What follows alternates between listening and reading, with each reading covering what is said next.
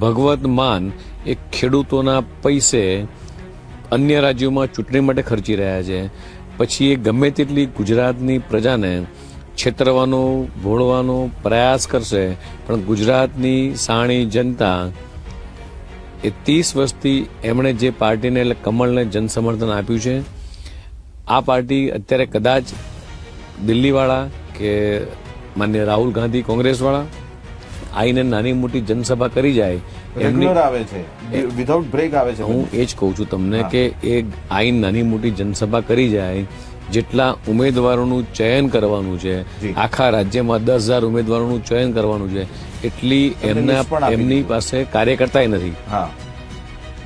એટલા કાર્યકર્તા બંને પક્ષના ભેગા થાય તો એટલા કાર્યકર્તા બંને પક્ષ પાસે નથી. એટલા એના કરતા 100 ગણા વધારે કાર્યકર્તા એ ભારતીય જનતા પાર્ટી પાસે છે, કારણ કે એક વિચારધારા માટે જોડાયેલા કાર્યકર્તા.